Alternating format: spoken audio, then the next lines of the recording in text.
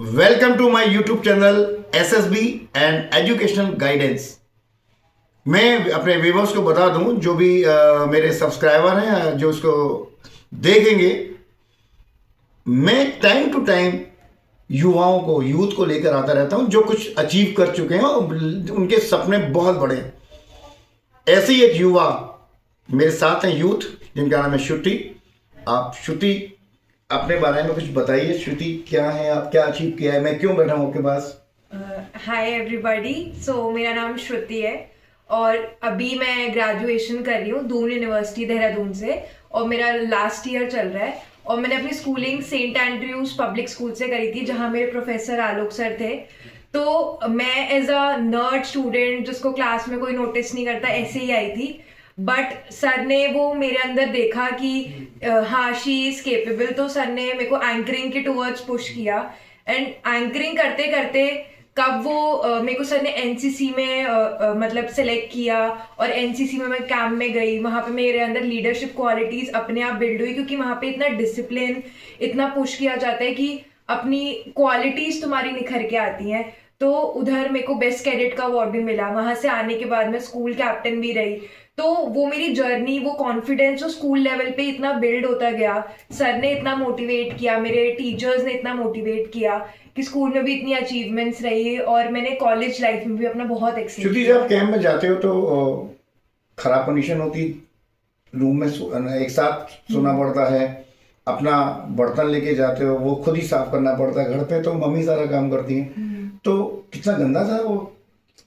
Sir नहीं, मतलब हाँ, थोड़ा डिफिकल्ट होता है, बट उसी वाली चीज से बहुत ज्यादा मेरे को स्ट्रांग बनाया, क्योंकि हमेशा से घर पे पैम्पर्ड रहते हैं। वो 10 डेज में सब खुद काम किया, तभी मैं कॉलेज में जब अकेली रही ना तो मुझे इतना डिफिकल्ट नहीं हुआ, क्योंकि स्कूल ने ऑलरेडी उतना एक्सपीरियंस प्रोवाइड कर व्यूअर्स, मैंने गंदा इसलिए बोला था कि गंदा होता नहीं है। बच्चे सोचते हैं पता नहीं क्या करवाएंगे, सर कैंप में ले जाएंगे, यानी क्या क्या करवाएंगे, पर हम टीम वर्क से हम वर्क करते हैं। और वही आज जब आप अकेले रहते हो आफ्टर 12th, जब पीजी में जाकर रह रहे हो, चाहे हॉस्टल में रह रहे हो, तो आपको वो सारी चीज़ें बहुत हेल्प करती हैं। अभी क्या हुआ था, आप दून से यूके गए थे, वो क्या अचीवमेंट था? Yes sir. सो अभी मैं रिसेंटली लंदन गई थी to study at London School of Economics.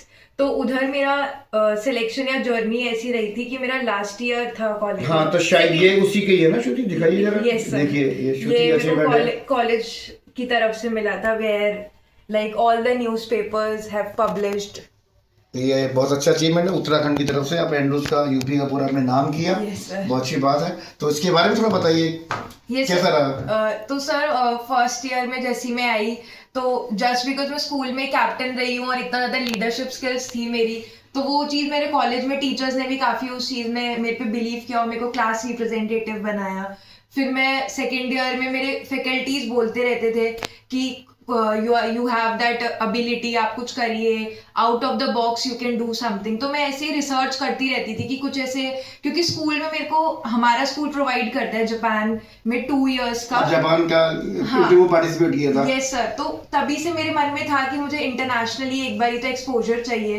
तो मेरे कॉलेज वालों ने बताया कि एक्सचेंज प्रोग्राम्स होते हैं, समर स्कूल्स होते हैं, इफ सिलेक्शन हुआ देन व्हाई नॉट, मतलब अप्लाई तो करिए। तो काफी बच्चों ने, मेरे कॉलेज से भी अराउंड 200 स्टूडेंट्स ने अप्लाई किया था और ऑल ओवर इंडिया से भी काफी बच्चे अप्लाई करते हैं, but from my college I was the only one who was selected. और उसमें मेरा लाइक ऑल ओवर इंडिया से around 7 to 8 students he select हुए थे। तो उधर फिर मैं 1 month के लिए लंदन स्कूल ऑफ इकोनॉमिक्स में पढ़ने गई गुड, थी। Great achievement. श्रुति, कैसा लगता है आपको वहाँ होके आई सब? सर बहुत अच्छा एक्सपीरियंस था। वहाँ के जो फैकल्टी, जो लिटरली ऑल ओवर वर्ल्ड में लिटरली नंबर 1 पे आते हैं, उनके इतने रिसर्चेस हो चुके हैं, वो अच्छे अच्छे साइंटिस्ट हैं, उनकी लैब्स में उनके पूरे एक्सपोजर लेकर आना, उनके पूरे रूटीन से पढ़ना, उनके शेड्यूल से पढ़ना, उनके मतलब it was wonderful experience for me. Shruti, मैं देख रहा हूँ आपका फ्रेम है, ये कहाँ का है, ये क्या मिला था आपको? अभी आपने बताया था, एक बार व्यूअर्स को दिखा दें। यस, इसमें मेरा फर्स्ट जो मुझे अचीवमेंट मिली थी स्कूल लेवल पे at 9th class was NCC cadet में, बेस्ट एनसीसी कैडेट। अच्छा, जब एयरफोर्स में, ये एयरफोर्स के सारे लोग आए थे? यस सर, यस सर, आप ही थे वहाँ। नहीं, मुझे पता तो है, पर मैं पूरी इंडिया को बताना चाहता हूँ, व्यूअर्स को बताना चाहता हूँ कि 9th क्लास से बच्चा एक्सपोज कर रहा है। और ये हमारे ग्रुप कैप्टन सर हैं, KS सर, जो उन्होंने ये सारा पूरा प्रोग्राम ऑर्गेनाइज किया था। और इस तरह से आप जब 9th क्लास में होते हो या 8th क्लास में होते हो तो जो अचीवमेंट मिलते हैं आपको, तो वही आपको आगे एक्सपोजर देता है। और अभी आप, मैं सुना था IIT मुंबई भी गए थे। यस सर उसका ऐसे हुआ था कि मैं आफ्टर लंदन जब मैं आई तो मेरे को कॉलेज का भी प्रेसिडेंट बनाया था फॉर इकोनॉमिक सोसाइटी। तो उसके थ्रू इकोनॉमिक्स के काफ़ी, क्योंकि मुझे बहुत इंटरेस्ट है इकोनॉमिक्स में, तो काफ़ी ऐसे प्रोग्राम्स होते रहते हैं। तो IIT बॉम्बे एक ऑर्गेनाइज कर रहा था, वो स्टार्टअप्स जो हायर कर रहे थे ऐसे बच्चों को जो एकदम ही आउट ऑफ द बॉक्स सोचते हैं, जिनके आइडियाज़ न्यू हैं और फ्रेश माइंड्स है उनका। तो उसका मैंने एक एप्लीकेशन फॉर्म अप्लाई किया था। तो उसमें मेरे कॉलेज से मैं ही गई थी ना, ऑल ओवर इंडिया से काफ़ी बच्चे आए थे, बट काफ़ी जो फेमस इन्फोसिस के चेयरमैन हैं Good. हमारे अनुपम मित्तल जो शार्क टैंक के जज हैं, और भी नंदन वो क्या बोलते हैं, शांतनु नायडू हैं। जी जी। हाँ, वो जो टाटा मोटर्स के अभी मैनेजर भी बने। तो ऐसे काफी बड़े बड़े सिलेब्स आए थे और बिजनेस मैन एंटरप्रेन्योर्स आए थे जो ऐसे बच्चों को ढूंढ रहे थे। तो उधर मेरा सिलेक्शन हुआ था, 2 days का वहां पर था। तो उधर वर्कशॉप सेमिनार्स हुए थे जस्ट टू मतलब ऐसे बच्चों को ढूंढना और उनको हायर करना। और मतलब उसका एक्सपीरियंस भी बहुत अच्छा था। मैं काफ़ी इतने यंग माइंड से मिली, इतने अच्छे बच्चों से मिली जो इतने अच्छे आइडियाज़ हैं उन पे, और काफ़ी अच्छा करते हैं। Yes sir. तो व्यूअर्स देखिए ना, बच्चे शुरू से ही करते हैं, उनके गार्जियंस का बहुत बड़ा रोल होता है। मैंने जब भी बुलाया उनके मम्मी ने पापा ने जब कहा, तब उन्होंने उसको उस प्रोजेक्ट में या उस काम में उन्होंने आगे बढ़ाया है। तो पेरेंट्स का कितना आपका योगदान रहा? सर पेरेंट्स का बहुत रहा है, बिकॉज स्टार्टिंग से ही स्कूल से उन्होंने कभी किसी भी चीज़ में मना नहीं किया। आप पे इतना बिलीव रखा, इतना फेथ रखा, हम पर स्पेशली इतना फेथ रखा, कभी नहीं रोका कि कहीं पे भी जाना है। बी इट लाइक मैं अगर स्कूल में भी when I gave interview Japan का, देवर ऑल रेडी कि स्कूल में तो ऐसे नहीं जाना नहीं है। यूजुअली पेरेंट्स डर जाते हैं, बट नहीं, मेरे पेरेंट्स को स्टार्टिंग से इतना बिलीव रहा है। इन कॉलेज एज वेल मेरे इतने बच्चे ऐसे थे जिन्होंने सिर्फ फैमिली के डर से नहीं भरा, बिकॉज भेजेंगे नहीं, बट मेरे parents still through out the process, बहुत डिफिकल्टीज रही थी मेरे वीजा प्रोसेस में, मेरी एप्लीकेशन फॉर्म में। मेरे फादर, मेरी mother, they were all there. सब ने बहुत, मतलब मम्मी पापा ने बहुत किया है मेरे लिए। यंग माइंड्स को आप क्या कहना चाहोगे?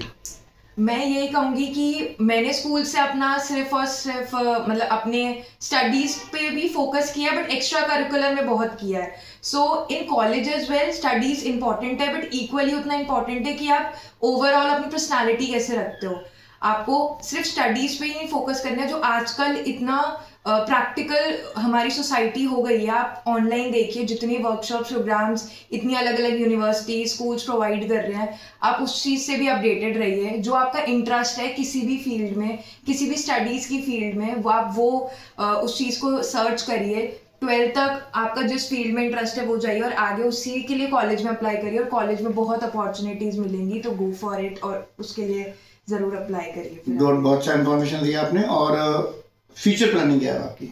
फ्यूचर प्लान्स अभी यही सोचा है कि अभी मेरा लास्ट सेमेस्टर है, तो इसमें अच्छे ग्रेड्स लेकर आना है, एक अच्छी कंपनी में job, and after that I am thinking कि अच्छे कॉलेज से अगर फॉरेन में होता है तो डेफिनेटली मतलब अच्छे सी जगह से MBA या कोई अच्छी मतलब क्वालिफिकेशन करके then I definitely apply for government jobs, तो वो एग्जाम्स में ज़रूर दूंगी।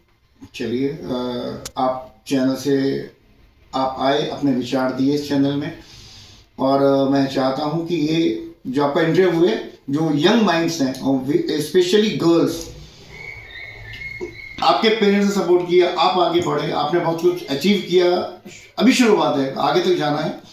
तो सभी व्यूअर्स को बता दूं कि मुश्किलें तो आती रहेंगी।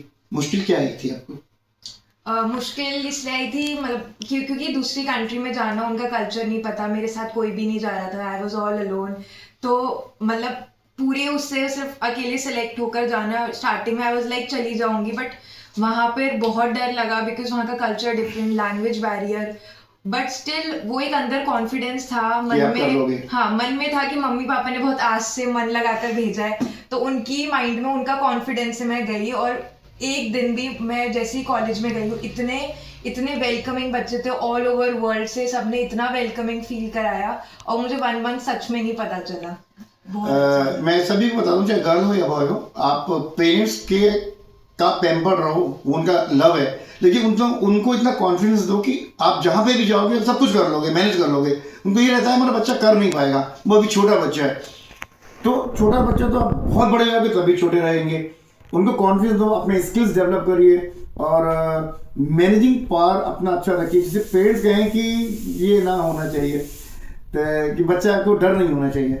तो थैंक यू श्रुति, आप यहाँ आए और जुड़े रहिए मेरे यूट्यूब चैनल से। भारत माता की जय।